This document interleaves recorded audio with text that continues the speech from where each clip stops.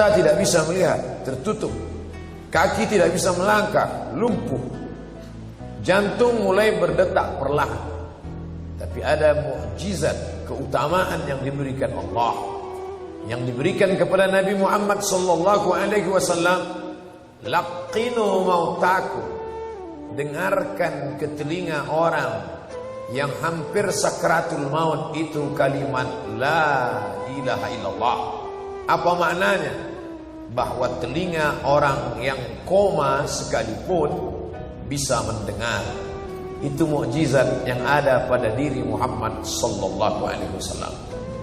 Orang-orang yang koma, hampir mati, telinganya tidak peka, tidak tuli, mereka bisa mendengar. Bisikkanlah surat Yasin ke telinga mereka, bisikkan ayat kursi ke telinga mereka, meleleh air matanya. Bukan 1, 2, 3 kali yang dilakukan pada orang-orang yang sakit. Tangannya tidak bergerak, maka dia tidak bisa merespon dengan bersalaman.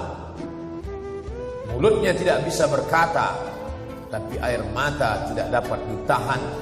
Air mata salah satu respon. Dia tidak sedih, dia tidak sedang berduka, dia hanya ingin memberitahu bahwa aku mendengar suaramu. Saat suara azan masuk ke telinganya, dia sangat ingin datang ke masjid ini. Tapi saat itu apalah daya, kaki tak dapat dilangkahkan, tangan tidak dapat dihayunkan. Oleh sebab itu nikmat itu baru kita syukuri ketika dia sudah dicabut dari diri kita. Hari ini kita tidak menganggap nikmat sehat ini nikmat yang besar, karena setiap hari kita sehat. Tapi begitu terasa badan panas dingin, barulah kita merasa, oh, ada satu nikmat yang sudah tercabut. Ada saudara kita yang amat sangat ingin bersama dengan kita, tapi tidak bisa, karena satu nikmat diambil oleh Allah. Nikmat itu bernama nikmat sehat. Tapi ada di luar sana yang sehat, matanya sehat, kakinya sehat, semuanya sehat, tapi ada nikmat terbesar yang dicabut dari dirinya, yaitu nikmat iman dan Islam. Alhamdulillah, siang hari Jumat yang penuh barakah, dua nikmat itu masih bersemayam dalam badan kita. Kita masih sehat dan kita masih berkata lantang di hadapan Allah, wajjahtu wajhiya, aku hadapkan wajahku bukan kepada pejabat, bukan kepada orang kaya, lillazi fataras samawati wal ard, kepada dia yang menciptakan langit dan bumi, hanifan, aku condong kepada kebenaran, musliman, aku seorang muslim yang hanya berserah diri kepada Allah.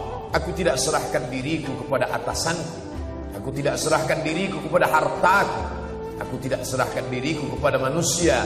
Musliman, aku seorang muslim yang hanya berserah diri kepada Allah. Wa ma ana minal musyrikin, aku tidak persekutukan Allah dengan apapun. Aku tidak duakan dia dengan benda, aku tidak duakan dia dengan manusia. Aku hanya menyembah dia yang esa, tunggal, tak berbilang. Qul huwallahu ahad, katakan Allah esa, Allahus samad, meminta, berharap hanya kepada dia. Iyyaka na'budu, kepada engkau kami menyembah, wa iyyaka nasta'in, kepada engkau juga kami meminta pertolongan. Oleh sebab itu di antara rukun khutbah Jumat, kalau sampai khatib lupa mengucapkannya, maka batal khutbah. Kalau khutbah batal, maka batal solat Jumat. Karena rukun solat Jumat mesti ada khutbah Jumat. Man lagha fala jum'atalah, siapa yang tidak mendengar khutbah Jumat, siapa yang melakukan perbuatan sia-sia, maka tiada Jumat baginya. Solat Jumat bukan sekedar 2 rakaat. Salat Jumat bukan sekedar iftitah, Fatihah, rukuk, sujud, i'tidal, salam. Salat Jumat adalah mendengarkan pesan syukur kepada Allah dengan mengucapkan alhamdulillah, berselawat kepada Rasulullah, bil khusus pada hari Jumat sebagai tanda ingat. Man shalla alayya salatan, siapa yang berselawat kepadaku 1 kali saja, sallallahu alaihi biha asyra, Allah balas 10 kebaikan. Wa khuttat anhu asyara sayyi'at, ditutupi 10 dosa, silap dan kesalahan. Wa rufi'at lahu asyara darajat, dinaikkan 10 derajat tingkatan kemuliaan di hadapan Allah Subhanahu wa taala. Datang dari Fakfak menuju Jakarta singgah sebentar di kota Sorong. Ini bukan kota tujuan. Ini hanya kota persinggahan saja. Sementara pesawat tiba, maka duduklah sejenak. Begitulah agaknya hidup ini. Ini bukan negeri kita. Ini bukan tujuan utama. Kita datang dari alam roh, selesai dari alam roh, singgah sebentar di alam rahim. 9 bulan 10 hari, sampai masanya kita pindah ke alam dunia. Di alam ini tidak lama. Kata Nabi, umur umatku baina sittina wa sab'in. Ada yang 60, ada yang 70, sedikit sekali yang lebih. Lalu kemudian setelah itu berpindah ke alam berikutnya disebut dengan alam barzakh. Di alam barzakh berapa lama? Sementara malaikat meniupkan sangkakala. Ketika ditiupkan, terbelahlah langit, naiklah air laut ke darat, tumpah manusia. Setelah itu kita pun akan bangkit, terjadilah hari kiamat. Setelah itu barulah kita akan menempati akhir dari segalanya. Itulah alam yang kekal abadi. 2 kali diulang dalam Al-Quran. Walal akhiratu khairul laka minal ula. Akhirat itu lebih baik daripada dunia. Wal akhiratu khairu wa abqa. Akhirat lebih kekal, lebih baik, lebih abadi. Oleh sebab itu kalau ada orang yang sampai di airport ini merasa inilah tujuan, dia salah baca tiket. Dia salah baca, salah mengerti, salah paham. Ini bukan tujuan utama. Ini hanya tempat persinggahan semata. Kalau ada yang melihat pesawat sudah datang untuk membawa ke destinasi terakhir, tapi dia tetap duduk santai, ada 2 kemungkinan. Yang pertama, ini orang tidak mengerti hakikat transit. Yang kedua, bahwa ini orang mungkin akalnya sudah hilang. Rufi'al qalam. Mereka memang tidak dicatat amalnya. 3 orang ini memang tidak diakui kehidupannya. Anis sabi hatta yahtalib, anak kecil sampai akil baligh. Anil naim hatta yastayqiz, orang tidur sampai bangun tidur. Anil majnun hatta yafiq, orang gila sampai sembuh. Oleh sebab itu ketiga orang ini tidak dianggap saat transit. Banyak anak-anak yang tertinggal karena tidak mengerti tujuan akhir. Banyak orang gila tidak peduli karena tidak diajak diurus oleh orang yang waras. Dan ada orang yang tertidur lelap sampai tidak sadar panggilan keberangkatan sudah lama dikumandangkan. Oleh sebab itu kita yang sehat, akil baligh, selamat dari anak kecil karena kita sudah dewasa. Kita tidak tidur karena kita terjaga. Dan kita bukan orang gila karena kita adalah orang yang akil, berakal. Baligh, umur sudah sampai, maka kita dibebani hukum. Sadarlah bahwa ini hanya tempat persinggahan. Berapa lama kita di sini? Idza jaa ajaluhum, kalau waktu transit sudah tiba, la yastakhiruna sa'atan, tidak ada dapat menunda walau sesaat pun. Wala yastaqdimun, tidak pula dapat dimajukan walau sesaat. Apapun jabatanmu, apapun kekuasaanmu, siapapun engkau, kalau sudah waktu keberangkatan tiba, maka engkau akan berangkat. Sampai akhirnya engkau kembali kepada tujuan yang utama. Dan Allah memanggil, ya ayyatuhan nafsul mutmainnah, wahai jiwa-jiwa yang tenang, irji'i, kembalilah ke kampung halamanmu yang asli, radiyatan, dalam keadaan jiwamu menerima ridha, mardiyah, dan Allah pun senang karena kau pulang ke tempat yang kekal dan abadi. Fadkhuli fi ibadi, masuklah dalam golongan hamba-hambaku yang saleh. Fadkhuli jannati, masuklah ke dalam surgaku. Begitulah orang yang senang akan kembali ke kampung halaman setelah lama dalam perantauan, terasa asing, terasa aneh, terasa tidak nyaman. Ke tempat yang asli dia merasa tenang. Maka ketika dibuka penutup wajahnya, dia tersenyum. Ustadz-ustadz berkata mati itu sakit. Katanya mati itu seperti ditebas pedang ratusan kali. Ada yang mengatakan mati itu seperti kambing hidup dikuliti.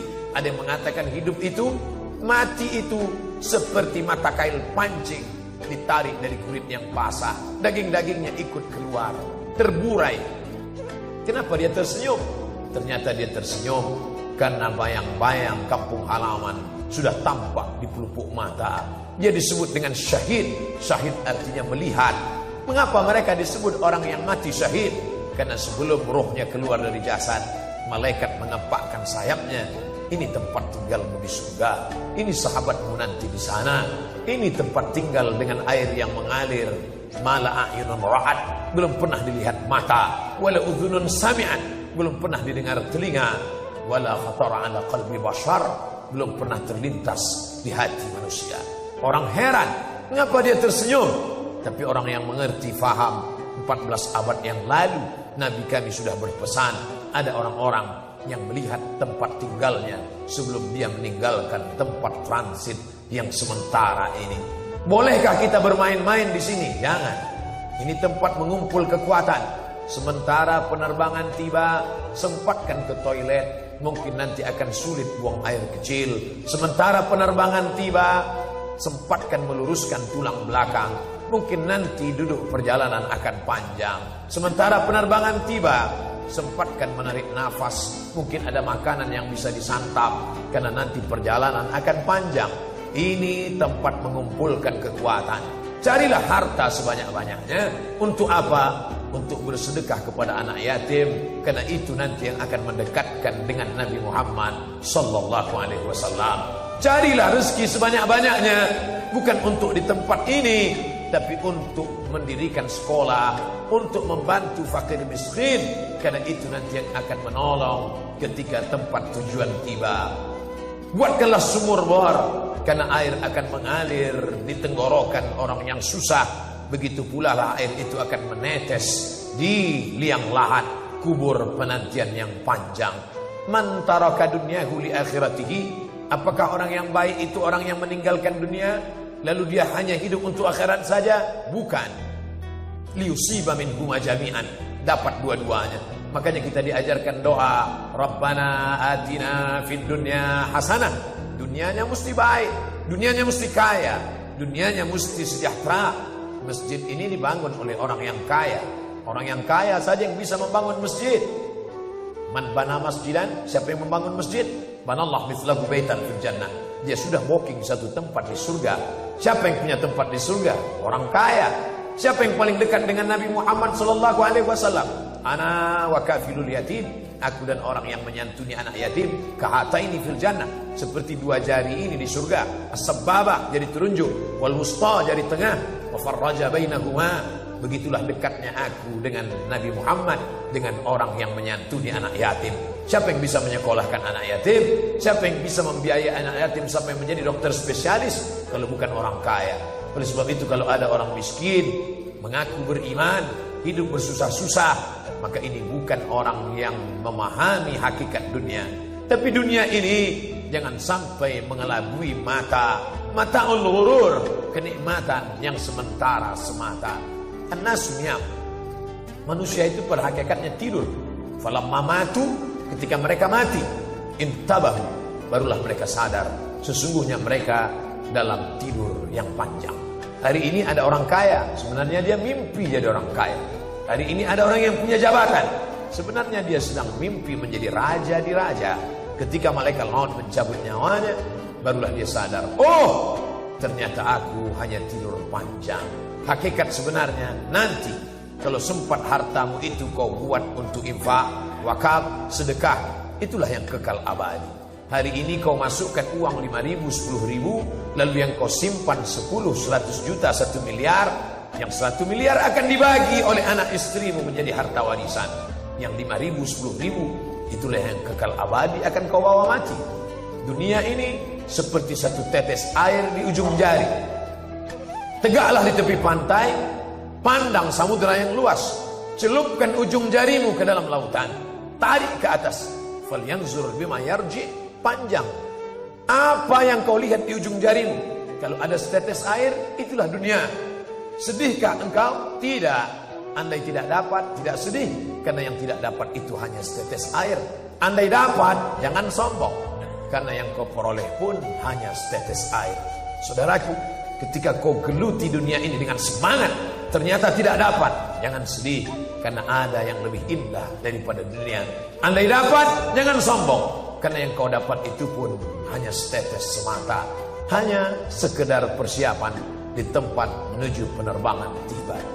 Masyikta, hidup sesuka hatimu. Kau mau hidup dengan cara sekuler, kau mau hidup dengan cara liberal, kau hidup dengan cara Fir'aun, kau mau hidup dengan cara Qarun, silakan. Fa innaka mayyit, tapi ingat kau akan mati. dan kau akan masuk ke liang lahat, akan menjadi santapan cacing tanah. Kalau sempat engkau mengusap kepala anak yatim, kalau sempat kakimu melangkah sholat ke masjid, kalau sempat engkau tahajud di tengah malam, beramal ini sempat-sempatkan, karena sampai masanya kesempatan tak lagi tiba.